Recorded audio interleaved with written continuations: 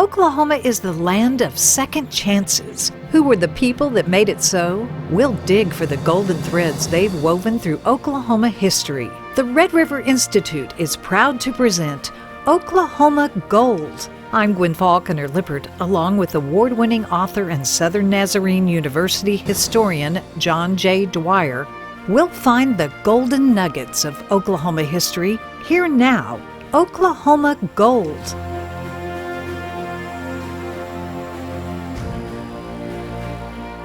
She was America's second Congresswoman, and you may not even know her name. Oklahoma Gold. John J. Dwyer, tell me her story. Well, it's like so many of these stories, Gwin, that I, as a historian, I'm supposed an Oklahoma historian, I'm embarrassed at how late in life it was before I may have heard the name, and I trust I did from an Oklahoma history teacher back at Duncan Junior High, but it didn't stick with me until a lot later. But thank goodness for people like Alice Mary Robertson. And, you know, recently we talked about the story of Prentice Gott, who is the great pioneer. We have so many great pioneers in Oklahoma history. Many of them went out and pioneered land and won land, whether it's the natives that came on the Trails of Tears or the later pioneers that settled on the land runs. We have all sorts of other kinds of pioneers. Prentice Gott was a pioneer that pioneered football at University of Oklahoma as the first African-American player to succeed there. Well, Alice Mary Robertson pioneered as not just Oklahoma's, but America's second Congresswoman. That's right. Oklahoma had the second woman ever to serve in the United States Congress, and she was just behind the first, by the way. Jeanette Rankin of Montana was right before her. I think they was still serving in Congress when Alice Mary Robertson was. So who was Alice Mary Robertson? Well, I mentioned Prentice Gott a moment ago, partly because this is, again, to show how many diverse pioneers we had. Prentice Gott came from an orphaned background, broken home, broken heart, rose up from there. Alice Mary Robertson came from one of the greatest family lines in Oklahoma history. We'll talk on one of our programs, no doubt. We'll focus on Samuel Worcester, who was the great Presbyterian missionary who went to war, in effect, on behalf of the Cherokees in the 1820s and 30s back in Georgia to try to get gold diggers, literal gold diggers, other settlers, people from all directions coming in and rampaging through the Cherokee country, which of course helped lead to the Cherokees being on the Trails of Tears. Well, Samuel Worcester carried that fight to the Supreme Court. He got thrown in prison a couple of times because he would not stay off the Cherokee land. He was told, you're not allowed on here. Well, he took it to the Supreme Court, where Chief Justice John Marshall, we have a high school named after John Marshall in Oklahoma City, ruled in favor of the Cherokees and said that that's their land in North Georgia, clear out interlopers. And of course, Andrew Jackson, in partial fairness to him, was doing truly the will of the bulk of the American people at that point, refused to enforce that ruling and allowed the Cherokee land to be overrun. Well, that's a sad chapter in our history, but it brought the Cherokee tribe out west. Well, Samuel Worcester was thrown in prison, was persecuted, took it to the Supreme Court and won a judgment in favor of the Cherokees. Then the Cherokees asked him to come on the Trail of Tears with them. They so esteemed him. There were other white missionaries the same thing happened with. And that was where many of the tribal members of the great Indian republics, the Cherokees, the Choctaws, the Chickasaws, the Creeks, the Seminoles, who had rejected Christianity as the white man's religion back in the Southeast, many of them changed their way of looking at it when they saw these white Christian missionaries, Presbyterians, Baptists, Moravians, Methodists, others, coming west with them, suffering with them, getting sick with them, and sometimes dying with them en route. Well, Samuel Worcester came all the way out with them and helped get Cherokee schools going. that before long were better than the white schools in the surrounding states. Well, that's Samuel Worcester. You think, well, is that who tonight's Oklahoma Gold is? No, that's the grandfather of our subject. The grandfather. I wondered. Then his daughter, Anna Eliza Worcester Robertson, was the daughter of Samuel Worcester, and all she did was work among the Creeks for her entire adult life and do things such as translate the entire New Testament and much of the Old Testament into the Creek language. That's what Samuel Worcester's daughter did. That's right, a female missionary to the Creeks in Indian Territory in the 1830s and 40s and 50s. And then one of her daughters was named Alice Mary Robertson. So, grandfather defended the Cherokees, won their rights for them with the Supreme Court, came on the trails of tears with them. Mother translates the New Testament and much of the Old into the Creek language, is an educator of the Creeks, helped them build their schools for decades. Then Alice Mary Robertson, tonight's Oklahoma Gold, picked up and followed in their footsteps, graduated near the top of her class at Elmira College in New York, worked at the U.S. Indian Office in Washington, D.C. Then she worked for years at the famous Carlisle Indian School, where many of the later tribal leaders went to school back east.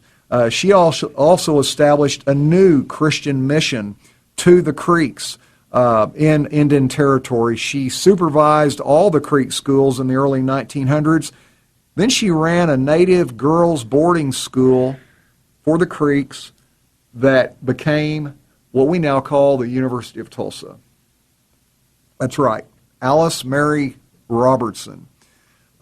She was, by this time, she's getting quite a reputation, especially you can imagine a female of that era being such a pace setter and a pioneer in so many different ways that none other than our friend Dr. Bob Blackburn, head of the Oklahoma Historical Society, his favorite hero, President Teddy Roosevelt, named Alice Mary Robertson as the first female Class A post office postmaster in American history in Muskogee, where she served for nearly a decade.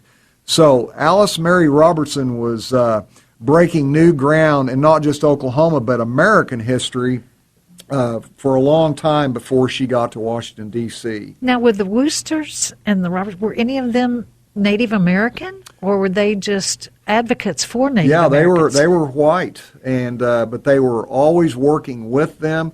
To my knowledge, none of them intermarried, as sometimes happened with families like the Boudinauts and others.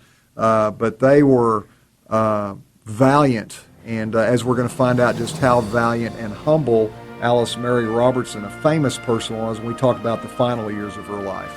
We're talking about America's second Congresswoman.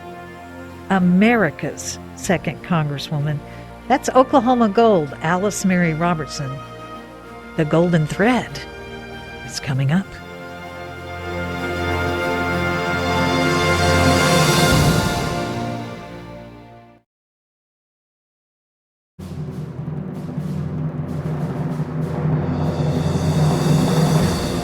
Oklahoma Gold, dignifying our history by telling their stories. America's second Congresswoman is who we're talking about. Do you know what the golden thread is? John J. Dwyer does. He's giving me that look. And this is what I remember. She was America's second Congresswoman. She was affiliated with the creation of the University of Tulsa and was the first female Class A Postmaster. What else should I know? What is the golden thread? Well, Gwin, you've kind of led us up to the point at which we've kind of seen the background now that this was an accomplished woman who came from one of Oklahoma's greatest family lines, the missionary Samuel Worcester, the Creek language Bible, not just translator, but she wrote the translation herself, who was her mother, Eliza Worcester Robertson.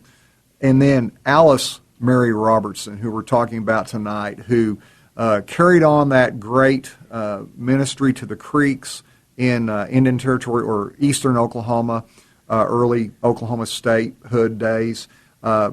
and then in addition to that, caught the eye because of her great leadership of the Creek schools, one of which you referenced became ultimately the University of Tulsa, Amazing. Tulsa University. Mm-hmm. Well, this caught the eye of Teddy Roosevelt, the president, who appointed her as the first female Class A United States postmaster anywhere in America. Well, then World War I comes, and of course we've had a previous program about World War I and the Spanish flu that came out of that. And historian Bob Burke, who I know a lot of our listeners are familiar, talk about one of Oklahoma's great historians, Bob Burke. I know he's been on your show before. He's brought to life, beyond what anyone else has done, biographies of great Oklahomans through much of our history. And I love what Bob Burke writes about Alice Mary Robertson. He when you read what Bob Burke writes, you can see why it led to her being in the halls of Congress as the second ever United States Congresswoman. This is what Bob Burke says. During World War I, which was a desperate fight for America, we'd never been in a world war like this before, that she was known for her assistance to America's soldiers as a private citizen at that point. She recruited troops for Teddy Roosevelt's Rough Riders during the Spanish-American War of 1898. It's probably what helped lead her to become appointed by him as postmaster. She personally prepared field kits for the soldiers with sewing necessities and a small Bible for each soldier who left for the war. When 15,000 United States troops passed through her hometown of Muskogee in 1916 en route to the Mexican border to pursue Pancho Villa, she personally met the trains and provided the men with sandwiches, cake, and milk. Can you imagine that as a young man being away from home, going off to fight Pancho Villa on his home turf, and this lady comes out with cake, milk, and sandwiches? What an American hero. Yeah, she and her family grew what she gave on their own farm and gave it to America's soldier boys. And then, of course, she just continued it during World War I. Then that led to her becoming, at age 66, okay, that's right, 66 is when she was elected. That's 66 a century ago. That'd probably be the new 86, right? Absolutely. She gets elected to the United States Congressman, second woman ever, and she declares that she would concentrate on promoting legislation, according to Bob Burke, our great Oklahoma historian, to, quote, better the lives of Indians, women, farmers, soldiers, and working people, end quote. So, you think, wow, what a life, what a career, what an American success story. What an Oklahoman. What an Oklahoman. So let's hear the golden thread. The final years, what happened? Well, first of all, a little bit of a curveball here. She gets beat when she runs for election 2 years later. She was not reelected. She was not reelected. She was in Congress for 2 years. Then the following years of her life, which were about 8 more years before she passed away. Remember, she was 66 when she was elected to Congress. In her honor, President Warren G. Harding, and she was a Republican. That's another thing. Back in that day, there were very few Republicans in Oklahoma.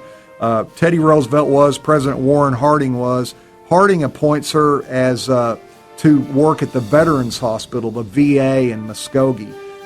And you're right. If you're thinking, well, was that a high title? Was that a high honor? That was a pretty pedestrian position, working at the VA in Muskogee. The only other thing that she did her final year, she was able to get work while she was a research assistant for the Oklahoma Historical Society. So after being a trailblazer and pioneer all the way to the halls of Congress as America's second female congresswoman, she died in virtual poverty in 1931. A reminder that God will write the final chapters, and earthly glory is not the measure of heavenly success. That's pure Oklahoma gold.